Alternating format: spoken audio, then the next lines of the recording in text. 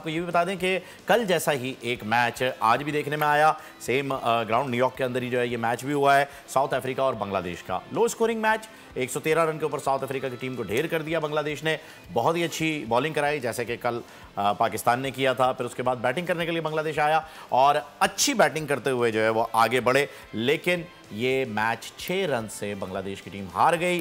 कल हमारे साथ भी लगभग कुछ ऐसा ही हुआ था, लेकिन एक फ़र्क जो है वो मैंने देखा तनवीर भाई, फ़र्क ये देखा कि यहाँ पर मुझे बांग्लादेश के जो बैट्समैन हैं वो फाइट करते हुए दिखे, कोशिश कर रहे थे, शॉट्स खेल रहे थे और खेलने की बॉलों को ज़ाया कर रहे हैं, ना ही बॉलों को रोक रहे। यहाँ एक अग्रेशन नज़र आ रहा था खेलने का, कल हमने मिस किया। तो क्या इसे आप एक अच्छे कोच और अच्छे कप्तान की कप्तानी कहेंगे या ये कहेंगे कि जी नहीं कॉन्फिडेंस नहीं मिला होता इनको? देखिए किस तरीके से कंपेयर देखें, बांग्लादेश की हार में और पाकिस्तान की हार में ज़मीन आसमान का फ़र्क है। कैसे? बांग्लादेश पहला मैच श्रीलंका से जीता हुआ है जी, वो एक ही अपने ग्रुप की सबसे बड़ी टीम थी साउथ अफ्रीका, उससे आज वो मैच हार गया। उसके बाद उसने नेपाल से खेलना है, उसके बाद उसने नेदरलैंड से खेलना है, तो उसके पास तो 2 वीक टीम हैं, वो कहीं ना कहीं तो उनको पकड़ सकता है। हमारे पास ये प्रॉब्लम थी, हम यूएसए से भी हार गए वीक टीम से, फिर उसके बाद हम इंडिया से जीता हुआ मैच हार गए।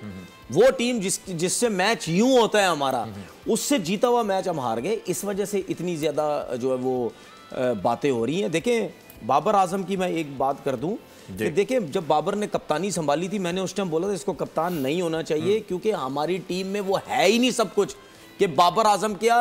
इस टीम का एक दौर था, स्टीव वॉ कितना बड़ा कप्तान था, उसकी टीम ऐसे खेलती थी, उसने बोल दिया था भाई 5 दिन का टेस्ट मैच नहीं होना चाहिए, 4 दिन का रखो, मुकाओ, क्योंकि ये पहले बैटिंग करते थे 600 500 600 करते थे, 2 दफा टीम आउट करते थे। इतनी बड़ी इनकी जो है वो बॉलिंग लाइनअप थी। तो इस टीम के अंदर भी आप स्टीव वॉ को ला के बना दो, वो भी 4 सीरीज बाद बोलेगा भाईजान मैं कप्तानी नहीं करनी। मेरा एडवाइस ये है बाबर आजम को कि भाई आप कोशिश ये करें कि आप अगर वर्ल्ड कप के बाद अगर आप कप्तानी छोड़ना चाहते हैं T20 की, आप T20 कप्तानी छोड़ दें।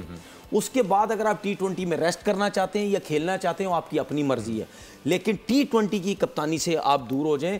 कोई इसमें आपकी बेइज्जती नहीं है भाई। विराट कोहली, सचिन ने अपने टाइम पे इन्होंने भी कप्तानियां छोड़ी हैं, इनसे जो है वो, और फिर उसके बाद परफॉर्मेंस इनसे बिल्कुल इनसे जो है वो रन्स नहीं हो रहे थे, ठीक है ना।